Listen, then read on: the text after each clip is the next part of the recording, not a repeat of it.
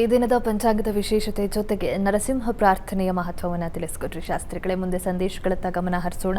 ಮೊದಲಿಗೆ ನೇತ್ರಾವತಿ ಅಂತ ಚಾಮರಾಜನಗರದಿಂದ ಇವರ ಜನ್ಮ ದಿನಾಂಕ 29ನೇ ತಾರೀಕು 5ನೇ ತಿಂಗಳು 2009 ಸಂಜೆ 6:30. ಅಪ್ಪ ಅಮ್ಮ ಜಗಳ, ನೆಮ್ಮದಿ ಇಲ್ಲ, ಪರಿಹಾರ ತಿಳಿಸಿ ಅನ್ನೋದು ಇವರ ಪ್ರಶ್ನೆ. ನೇತ್ರಾವತಿಯವರ ಪ್ರಶ್ನೆ. ಪಾಪ ಮನೆಯಲ್ಲಿ ನೆಮ್ಮದಿ ಇಲ್ಲ. ಒಂದು ಗಾದೆ ಇದೆ ನಮ್ಮಲ್ಲಿ, ಗಂಡ ಹೆಂಡತಿ ಜಗಳದಲ್ಲಿ ಕೂಸು ಬಡವಾಯಿತು ಅಂತ. ಹಾಗಾಗಿದೆ ಪಾಪ ಇವ್ರ ಕತೆ. ನೋಡೋಣ, ಜಾತಕ ನೋಡೋಣ. ನೋಡಿ, ತಮ್ಮದು ವೃಶ್ಚಿಕ ಲಗ್ನ. ಲಗ್ನಾಧಿಪತಿ ನಿಮ್ಮ ಜಾತಕದಲ್ಲಿ ಬಲವಾಗಿದೆ. ನೀವು ಸ್ವಲ್ಪ ಗಲಾಟೆ ಮಾಡಿ ಸುಮ್ಮನಾಗ್ತಾರೆ. ನಿಮಗೆ ಆ ಶಕ್ತಿ ಇದೆ. ಅದಕ್ಕೆ ಈಗ ಶುಕ್ರ ದಶೆಯಲ್ಲಿ ತಮಗೆ ಶುಕ್ರನ ಭುಕ್ತಿ, ಈಗ ಕೇತು ದಶೆಯಲ್ಲಿ ತಮಗೆ ಬುಧನ ಭುಕ್ತಿ ನಡೀತಾ ಇದೆ. ಸೆಪ್ಟೆಂಬರ್ವರೆಗೂ ನಿಮಗೆ ಕಿರಿಕಿರಿ ಇದೆ. ಆಮೇಲೆ ಶುಕ್ರ ಪ್ರಾರಂಭವಾಗುತ್ತೆ. ಸೆಪ್ಟೆಂಬರ್ ನಂತರ ಬಲಿಷ್ಠನಾದ ಶುಕ್ರನ ಕಾಲ ಪ್ರಾರಂಭ ಆಗುತ್ತೆ. ಆಗ ನಿಮಗೆ ಹೆಚ್ಚಿನ ಬಲ ಬರುತ್ತೆ. ನೀವು ಅವರನ್ನು ತಿದ್ದಬಹುದು, ಯೋಚನೆ ಮಾಡಬೇಡಿ. ಈ ಕೇತು ಕಾಲದಲ್ಲಿ ನಿಮಗೆ ಸ್ವಲ್ಪ ಕಿರಿಕಿರಿ ಆಗ್ತಾ ಇದೆ.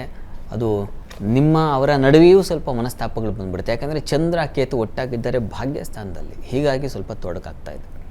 ಆದರೆ ಇನ್ನೇನು ಸೆಪ್ಟೆಂಬರ್ ಅಲ್ಲಿವರೆಗೆ ಇನ್ನು ಹೆಚ್ಚು ಕಾಲ ಇಲ್ಲ, ಇನ್ನೊಂದು 3-4 ತಿಂಗಳು. ಆಮೇಲೆ ನಿಮಗೆ ಖಂಡಿತ ತುಂಬ ಅನುಕೂಲ ಇದೆ. ತುಂಬ ಶುಕ್ರನ ದಶೆ ಪ್ರಾರಂಭವಾಗುತ್ತೆ. ಶುಕ್ರ ತುಂಬ ಚೆನ್ನಾಗಿದ್ದಾನೆ. ಉಚ್ಚಸ್ಥಾನದ ಶುಕ್ರ ತುಂಬ ಉತ್ಕೃಷ್ಟವಾದ ಫಲ, ಮನಸ್ಸಿಗೆ ನೆಮ್ಮದಿ, ಸಮಾಧಾನ ಎಲ್ಲ ತಂದು ಕೊಡ್ತಾನೆ. ಹೇಗೆ ಪರಿವರ್ತನೆ ಆಗುತ್ತೆ ಗೊತ್ತಿಲ್ಲ. ಕಾಲ ಯಾರದ್ದೋ ಒಂದು ಮೂಲಕ ಹೇಳಿಸುತ್ತೆ. ಕಾಲ ಬಂದ ಕೂಡಲೇ ಇಷ್ಟು ದಿವಸ ಇಲ್ಲದೆ ಇರತಕ್ಕಂಥದ್ದು ಈಗ ಶುರುವಾಗ್ಬಿಡುತ್ತೆ. ನಾವು ಬಿತ್ತನೆ ಮಾಡಿದ ಬೀಜ 6 ತಿಂಗಳಾದಮೇಲೆ ಫಲ ಕೊಡುತ್ತೆ. ಹಾಗೆಯೇ ಒಳ್ಳೆಯ ಕಾಲ ಬಂದ ಕೂಡಲೇ ಫಲವೂ ಒಳ್ಳೆಯದು ಬರುತ್ತೆ. ಹೀಗಾಗಿ ನೀವು ಚಿಂತೆ ಮಾಡ್ಕೋಬೇಡಿ, ಧೈರ್ಯವಾಗಿರಿ. ಇನ್ನೊಂದು ಸ್ವಲ್ಪ ದಿವಸದಲ್ಲಿ ಸರಿ ಹೋಗುತ್ತಾರೆ. ನೀವು ಹತ್ತಿರದಲ್ಲಿ ಯಾವುದಾದ್ರು ಗಣಪತಿ ಸನ್ನಿಧಾನ ಇದ್ದರೆ ಗಣಪತಿಗೆ ನೀವು ಪಂಚಾಮೃತ ಅಭಿಷೇಕ ಮಾಡಿಸಿ, ಮನೆಗೆ ತೀರ್ಥ ಸೇವನೆ ಮಾಡಿಸಿ, ಅದು ಅವ್ರಿಗೂ ಕೊಡಿಸಿ. ಅದು ತುಂಬ ಸಹಾಯವಾಗುತ್ತೆ. ನಿಮಗೂ ಒಂದು ನಿರಾಳತೆ ಬರುತ್ತೆ. ಯೋಚನೆ ಮಾಡೋದು ಬೇಡ. ಪ್ರತಿ ಮಂಗಳವಾರ ಮಾಡ್ತಾ ಬನ್ನಿ. ಸೆಪ್ಟೆಂಬರ್ವರೆಗೂ ಮಾಡಿ. ಅಷ್ಟಲ್ಲಿ ಕಾಲ ಸರಿ ಮಾಡುತ್ತೆ ಎಲ್ಲರನ್ನು. ಯೋಚನೆ ಮಾಡೋದು ಬೇಡ. ಒಳ್ಳೆಯದಾಗಲಿ. ಮುಂದಿನ ಪ್ರಶ್ನೆ ಶಾಸ್ತ್ರಿಗಳ ವಿಜಯ್ ಕುಮಾರ್ ಅಂತ ದಾವಣಗೆರೆಯಿಂದ. ಇವರ ಜನ್ಮ ದಿನಾಂಕ 14ನೇ ತಾರೀಕು 9ನೇ ತಿಂಗಳು 1987 ಮಧ್ಯಾಹ್ನ 2 ಗಂಟೆ. ನನಗೆ ಹೆಣ್ಮಗು ಇದೆ. ಹೆಂಡತಿ ಕೆಲಸಕ್ಕೆ ಬೇರೆ ಕಡೆ ಹೋಗಿದ್ದಾರೆ. ಇಬ್ಬರಲ್ಲೂ ಸಾಮರಸ್ಯ ಇಲ್ಲ. ಮುಂದೆ ಹೇಗೆ ಜೊತೆ ಆಗ್ತೀವ ತಿಳಿಸಿ ಅನ್ನೋದು ಇವರ ಪ್ರಶ್ನೆ. ವಿಜಯ್ ಕುಮಾರ್ ಅವರ ಪ್ರಶ್ನೆ. ಮನೆಯಲ್ಲಿ ದಾಂಪತ್ಯ ಸಮಸ್ಯೆ ಆಗಿದೆ ಅವ್ರಿಗೆಲ್ವಾ? ಜಾತಕ ನೋಡೋಣ. ವಸ್ತುತಃ ನೀವು ನಿಮ್ಮ ಮನೆಯವರ ಜಾತಕವನ್ನು ಕಳಿಸಿದ್ದಿದ್ರೆ ತುಂಬ ಚೆನ್ನಾಗಿರ್ತಾ ಇತ್ತು. ಸಾಮ್ಯತೆ ಹೇಗಿದೆ ಅಂತ ನೋಡಬಹುದಿತ್ತು. ಈಗ ನಾನು ಏನು ಉತ್ತರ ಕೊಟ್ಟರು ಅರ್ಧ ಉತ್ತರವೇ ಆಗುತ್ತೆ. ಸಪ್ತಮಾಧಿಪತಿ ನಿಮ್ಮ ಜಾತಕದಲ್ಲಿ ಬುಧ, ಅವನು ಜಾತಕದಲ್ಲಿ ತುಂಬ ಚೆನ್ನಾಗಿದ್ದಾನೆ.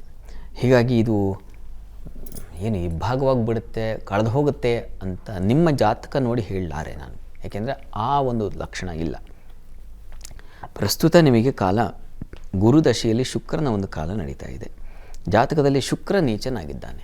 ಅವನು ಷಷ್ಠಾಧಿಪತಿ, ಲಾಭಾಧಿಪತಿಯೇ ಹೌದು, ಇಲ್ಲ ಅಂತಲ್ಲ. ಆದರೆ ಅವನು ಬಲಹೀನನಾಗಿದ್ದಾಗ ಸ್ವಲ್ಪ ತೊಡಕುಗಳು ಉಂಟಾಗುತ್ತೆ. ಶುಕ್ರ ಸಾಮಾನ್ಯವಾಗಿ ನೋಡಿ ದಾಂಪತ್ಯಕ್ಕೆ, ಸೌಖ್ಯಕ್ಕೆ, ಒಂದು ಸಮಾಧಾನ ಜೀವನಕ್ಕೆ ಅವನು ಕಾರಣೀಕರ್ತ.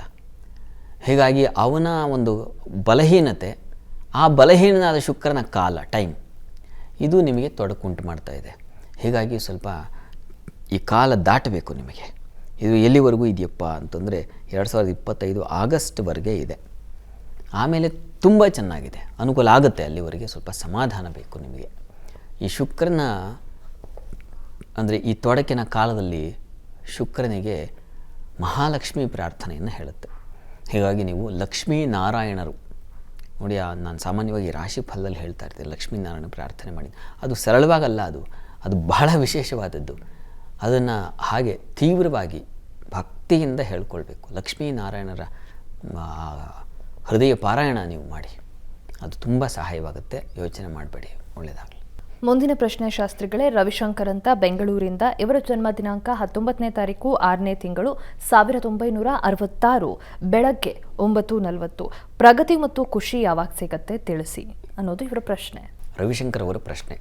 ಜೀವನದಲ್ಲಿ ಪ್ರಗತಿ ಯಾವಾಗ ಆಗುತ್ತೆ, ಸಂತೋಷವಾಗಿ ಯಾವಾಗ ಇರ್ತೀವಿ, ಇದು ಪ್ರಶ್ನೆ. ಹೌದು, ಇದು ನಿಮ್ಮ ಪ್ರಶ್ನೆ ಅಷ್ಟೇ ಅಲ್ಲ, ಎಲ್ಲರ ಪ್ರಶ್ನೆಯೂ ಅದು ಇದೇ ಆಗಿರುತ್ತೆ ಹೆಚ್ಚು ಕಡಿಮೆ. ಯಾಕೆಂದರೆ ಜೀವನದಲ್ಲಿ ಮುಂದುವರಿಬೇಕು, ಸಮಾಧಾನವಾಗಿರಬೇಕು. ಇದೇ ತಾನೇ ಜೀವನ ಇರೋದು. ಡಿ ವಿ ಜಿ ಒಂದು ಮಾತು ಹೇಳಿದ್ದಾರೆ, ತುಂಬ ಚೆನ್ನಾಗಿ ಅದನ್ನು ಮನಸ್ಸಿಗೆ ತಂದುಕೊಳ್ಬೇಕು. ಈ ಸಮಾಧಾನ ಅನ್ನೋದು ಎಲ್ಲೋ ಬೇರೆ ಕಡೆ ಅಂಗಡಿಯಲ್ಲಿ ಸಿಗುವಂಥ ವಸ್ತು ಅಲ್ಲ. ಸಂತೋಷ, ಖುಷಿ ಎಲ್ಲಿರಿದೆ ಅಂತ ನೀವು ಕೇಳ್ತೀರಾ. ಖುಷಿ ಕೂಡ ಅದು ವ್ಯಾಪಾರಕ್ಕಿಟ್ಟಿರೋ ವಸ್ತು ಅಲ್ಲ, ಇನ್ನೆಲ್ಲಿಂದ ನಾವು ಕೊಂಡುಕೊಳ್ಳೋಕ್ಕೆ ಸಾಧ್ಯ ಇಲ್ಲ. ಯಾವಾಗ ಇದು ನಮ್ಮ ಮನಸ್ಸಿಗೆ ಬರ್ತದೆ, ಸಂತೋಷ ಉಂಟಾಗುತ್ತೆ ಅಂದರೆ ನೋಡಿ, ತುಂಬ ತೀವ್ರವಾಗಿ ಆಲೋಚಿಸಿ ಇದನ್ನು, ಈ ಅಂಶವನ್ನು. ನೀವು ತುಂಬ ಬಯಕೆಗಳು ಜಾಸ್ತಿ ಆದಾಗ ಇದು ಕೊರತೆ ಖುಷಿಯ ಕೊರತೆ ಉಂಟಾಗುತ್ತೆ. ಇನ್ನೊಂದು, ಇರೋದು ಯಾವುದು ಅಂಶ ನಿಮ್ಮಲ್ಲಿದೆ, ಈಗ ಆಲ್ರೆಡಿ ಏನಿದೆ ಅದರ ಬಗ್ಗೆ ಕೃತಜ್ಞತೆ ಇರಬೇಕು. ಈ ಎರಡೂ ಇದ್ದಾಗ ಸಂತೋಷ ತಾನಾಗೇ ಅರಳುತ್ತೆ. ಸಂತೋಷ ಎಲ್ಲೂ ಕಂಡುಕೊಳ್ಳಬಹುದು. ಮುಕ್ತಿ ಎಂಬುದು ಮನದ ಸಂಸ್ಥಿತಿಯೇ ಬೇರಲ್ಲ ಅಂತಾರೆ ಡಿ ವಿ ಜಿಯವರು. ಆ ಸಂತೋಷ ಅನ್ನೋದು ಮನಸ್ಸಿನಲ್ಲಿ ಇದ್ದರೆ ಆಗುತ್ತದು. ನಾವು ಕಂಡುಕೊಳ್ಬೇಕಷ್ಟೇ. ನಾನು ಎಲ್ಲಿದ್ದೀನಿ ಅದು ಬಹಳ ಬಹಳ ಮುಖ್ಯವಾದದ್ದು. ಹೀಗಾಗಿ ನಾವು ಎಲ್ಲೋ ಬೇರೆ ಕಡೆ ಇನ್ನೊಂದು ಕೆಲಸ, ಇನ್ನೊಂದು ಮನೆ, ಇನ್ನೊಬ್ಬ ಸಂಗಾತಿ, ಇನ್ನೊಬ್ಬ ಮಿತ್ರ ಹೀಗೆ ಹುಡುಕ್ತಾ ಹೋದರೆ ಅಲ್ಲಿ ಇನ್ನೇನೋ ರಾಡಿಯೇ ಇರುತ್ತೆ. ಹೀಗಾಗಿ ಇರುವ ಭಾಗ್ಯವನ್ನೆನೆದು ಬಾರೆನೆಂಬುದನ್ನು ಬಿಡು, ಹರುಷಕ್ಕಿದೆ ದಾರಿ ಅಂತ ಹೇಳ್ತಾರೆ ಡಿ ವಿ ಜಿಯವರು. ಸಂತೋಷಕ್ಕೆ ಯಾವ ದಾರಿಯಪ್ಪ ಅಂದರೆ ಇರುವ ಭಾಗ್ಯವ ನೆನೆಯೋದು. ಏನಿದೆ ಅದರಲ್ಲಿ ಸಂತೋಷ ಪಡುತ್ತಿದೆಯಲ್ಲ, ಅದೇ ನಿಜವಾದ ಸಂತೋಷ, ಇನ್ನೇನು ಹುಡುಕೋದಲ್ಲ. ಗ್ರಹಗಳ ಒಂದು ದೌರ್ಬಲ್ಯ ಇದ್ದಾಗ ನಮಗೆ ದುಃಖ ಉಂಟಾಗಿರುತ್ತೆ. ಇದನ್ನೇ ಶೋಕ, ನೋವು, ದುಃಖ ಅಂತಕ್ಕಂಥದ್ದು. ಅದು ನೋಡೋಣ ನಿಮ್ಮ ಜಾತಕದಲ್ಲಿ ಏನಾಗಿದೆ, ಅದಕ್ಕೇನಾದರೂ ಪರಿಹಾರ ಮಾಡುವ ಪ್ರಯತ್ನ ಮಾಡೋಣ. ನಿಮ್ಮದು ಕರ್ಕಟಕ ಲಗ್ನ, ಲಗ್ನಾಧಿಪತಿ ಚಂದ್ರ ವ್ಯಯದಲ್ಲಿದ್ದಾನೆ, ರವಿಯುಕ್ತನಾಗಿದ್ದಾನೆ. ಹೀಗಾಗಿ ಮಾನಸಿಕವಾಗಿ ದುಃಖ ಏರ್ಪಾಡಾಗುತ್ತೆ. ಚಂದ್ರನಿಗೆ ಬಲವಿಲ್ಲದಾಗ ಸಹಜವಾಗಿ ಮನಸ್ಸು ವೀಕ್ ಆಗುತ್ತೆ. ಸಣ್ಣ ಪುಟ್ಟದ್ದು ಕೂಡ ಕೊರತೆ ಅನಿಸುತ್ತೆ. ಸಣ್ಣ ಪುಟ್ಟದ್ರಿಂದಲೂ ಮನಸ್ಸಿಗೆ ನೋವಾಗುತ್ತೆ. ಈಗ ಪ್ರಸ್ತುತ ಕಾಲ ನೋಡಿದ್ರೆ ನಿಮಗೆ ಬುಧ ದಶೆಯಲ್ಲಿ ಈಗ ಚಂದ್ರನ ಕಾಲವೇ ನಡೀತಾ ಇದೆ. ನೋಡಿ, ಗ್ರಹಚಾರ ವಶಾತ್ ನಿಮಗೆ ಕಾಲ ಕೂಡ ನಿಮಗೆ ಸ್ವಲ್ಪ ದುರ್ಬಲವಾಗಿದೆ. ಇದಕ್ಕೆ ಪರಿಹಾರ ಏನಪ್ಪ ನೋಡಿ, ನೀವು ಈ ಸಂಕಟದಿಂದ ಹೊರಗೆ ಬರಬೇಕು, ಚೆನ್ನಾಗಿ ಮುಂದೆ ಜೀವನ ಮುಂದುವರಿಬೇಕು ಅಂದರೆ ಚಂದ್ರನಿಗೆ ಗೌರಿ ಪ್ರಾರ್ಥನೆ ಅಂತ ಹೇಳಿದೆ. ಹೀಗಾಗಿ ನೀವು ಸಾಧ್ಯವಾದರೆ ಒಂದು ಸಲ ಕೊಲ್ಲೂರಿಗೋ ಅಥವಾ ನಮ್ಮ ಕಟೀಲು ದುರ್ಗಾ ಪರಮೇಶ್ವರಿ ಸನ್ನಿಧಾನಕ್ಕೂ ಹೋಗಿ ಅಲ್ಲಿ ದುರ್ಗಾ ಸಪ್ತಶತಿ ಪಾರಾಯಣ ಮಾಡಿಸಿ. ಅದು ತುಂಬ ತುಂಬ ತುಂಬ ಮನಸ್ಸಿಗೆ ಯಾವುದಾದ್ರೂ ಅಲ್ಲಿ ವಸ್ತುತಃ ಒಬ್ಬ ವ್ಯಾಪಾರಿ ಮನೆಯವರಿಂದ ತಿರಸ್ಕೃತನಾಗಿ ಬಂದಿರ್ತಾನೆ ಕಾಡಿಗೆ. ಅವನ ಸಮಸ್ಯೆ ಏನಪ್ಪ ಅಂದರೆ ಎಲ್ಲರೂ ನನ್ನನ್ನು ಬೇಡ ಅಂದ್ಬಿಟ್ಟಿದ್ದಾರೆ, ನನ್ನ ದುಡ್ಡು ಮಾತ್ರ ಬೇಕು, ನಾನು ಬೇಡ ಅವರಿಗೆ. ಹೀಗಾಗಿ ನಾನು ಎಲ್ಲರಿಂದ ತಿರಸ್ಕಾರ್ಯನಾಗಿದ್ದೀನಿ, ಇದಕ್ಕೆ ಏನು ಮಾಡಲಿ, ನಾನು ಎಲ್ಲದೂ ನನಗೆ ದಕ್ಕಬೇಕು ಅಂದರೆ ನಾನು ಏನು ಮಾಡಬೇಕು ಅಂತ ಪ್ರಶ್ನೆಯನ್ನು ಕೇಳ್ತಾನೆ. ಆಗ ಉತ್ತರವಾಗಿ ಬಂದಿರತಕ್ಕಂಥದ್ದೇ ಈ ದುರ್ಗಾ ಸಪ್ತಶತಿ. ನಿಮಗೂ ಅಂಥದ್ದೇ ಪರಿಸ್ಥಿತಿ ಇದೆ. ಹೀಗಾಗಿ ನೀವು ಚಂಡಿ ಪಾರಾಯಣವನ್ನು ಅಲ್ಲಿ ಮಾಡಿಸಿ, ಅದು ತುಂಬ ಸಹಾಯವಾಗುತ್ತೆ. ನೀವು ನೋಡಿ ಮಾಡಿಸಿ, ಒಳ್ಳೆಯದಾಗಲಿ. ಮುಂದಿನ ಪ್ರಶ್ನೆ ಶಾಸ್ತ್ರಿಗಳೇ, ವಿಜೇತ್ ಅಂತ ಮಂಗಳೂರಿನಿಂದ. ಇವರ ಜನ್ಮ ದಿನಾಂಕ 7ನೇ ತಾರೀಕು 10ನೇ ತಿಂಗಳು 1986 ಬೆಳಗ್ಗೆ 11:30.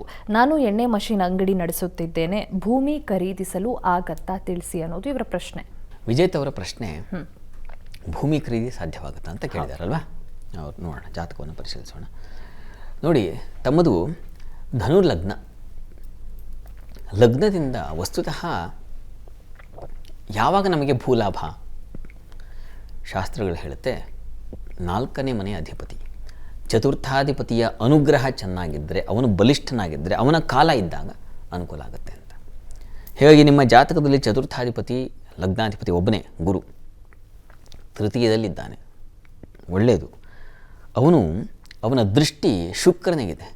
ಶುಕ್ರ ನಿಮ್ಮ ಜಾತಕದಲ್ಲಿ ತುಂಬ ತುಂಬ ಚೆನ್ನಾಗಿದ್ದಾನೆ. ಕರ್ಮಾಧಿಪತಿ ಶುಕ್ರ ಇಬ್ಬರು ಲಾಭದಲ್ಲಿದ್ದಾರೆ. ಹೀಗಾಗಿ ನೀವು ಆತಂಕ ಮಾಡಿಕೊಳ್ಳೋ ಪ್ರಶ್ನೆ ಇಲ್ಲ. ಶುಕ್ರನೂ ಕೂಡ ಈ ವಾಹನ, ಭೂಮಿ, ಕೃಷಿ ಇವುಗಳಿಗೆಲ್ಲ ಅವನೂ ಕೂಡ ಅವನ ಒಂದು ಸಹಕಾರ ಇದ್ದರೂ ಆಗುತ್ತೆ ಅಂತ. ಹೀಗಾಗಿ ನಿಮಗೆ 2026 ಮಾರ್ಚ್ ನಂತರದಲ್ಲಿ 2029 ಜುಲೈ ವೇಳೆಗೆ ಅಷ್ಟರಲ್ಲಿ ನಿಮಗೆ ಭೂಯೋಗ ಅಂತಕ್ಕಂಥದ್ದು ನಿಸ್ಸಂಶಯವಾಗಿದೆ. ಅಂದರೆ 26 ನಂತರದಲ್ಲಿ 27, 28ರಲ್ಲಿ ನೀವು ಭೂಮಿಯನ್ನು ಖರೀದಿ ಮಾಡ್ತೀರಾ, ಅಥವಾ ನೀವು ಮನೆಯನ್ನು ನೀವು ಏನು ಅಪೇಕ್ಷೆ ಪಡ್ತೀರೋ, ಮನೆ ತೊಗೋಬೇಕು ಅಂದರೆ ಮನೆ, ಕೃಷಿ ಭೂಮಿ ತೊಗೋಬೇಕು ಅಂದರೆ ಭೂಮಿ, ಇಂಥದ್ದೊಂದು ಅನುಕೂಲ ಖಂಡಿತ ಶತಸಿದ್ಧವಾಗಿದೆ. ಯೋಚನೆ ಮಾಡಬೇಡಿ, ಒಳ್ಳೆಯದಾಗಲಿ. ಸಂದೇಶಗಳಿಗೆ ಉತ್ತರ ಪರಿಹಾರಗಳನ್ನು ತಿಳಿಸ್ಕೊಟ್ರಿ ಶಾಸ್ತ್ರಿಗಳೇ. ಈಗ 12 ರಾಶಿಗಳ ಫಲಾಫಲ ಹೇಗಿದೆ ತಿಳಿಸ್ಕೊಡಿ. ಅದಕ್ಕೂ ಮುಂಚೆ ಒಂದು ವಿರಾಮ ತಗೊಂಡು ಬರೋಣ. ಜಾತಕ ಫಲ ವಿಶೇಷ ಕಾರ್ಯಕ್ರಮ ಮುಂದುವರಿಯುತ್ತೆ ಪುಟ್ಟ ವಿರಾಮದ ಬಳಿಕ.